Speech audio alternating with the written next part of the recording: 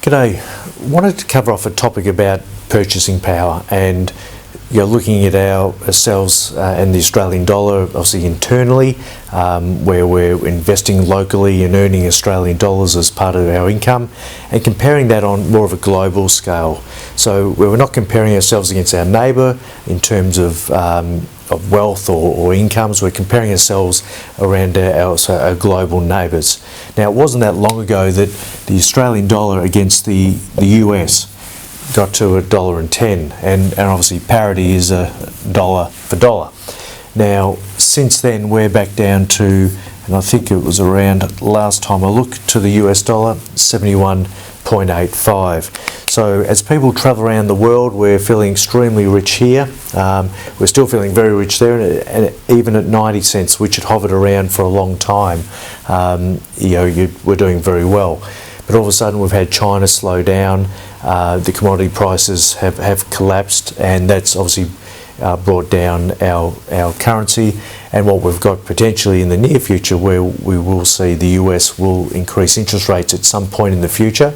When they do that, we don't know, but these are going to have further effects on currency as the US investors have more, get more interest on their cash and term deposits.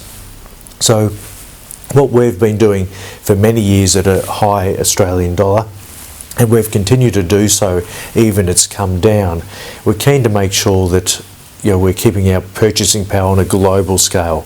So we've been allocating much more money than what we would have done probably 10 years ago, and we're putting that overseas. We're targeting companies that have direct exposure as in buying overseas companies and assets, and or have overseas income coming in, which provides a hedge against obviously our devaluing dollar.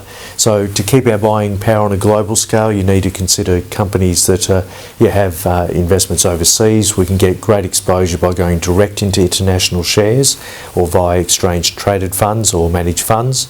And then we also like to invest in companies like CSL, which have a huge amount of its income coming from overseas sources.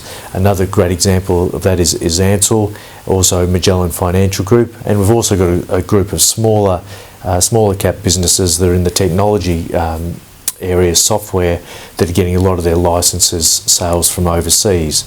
So these things will help us maintain our global purchasing power.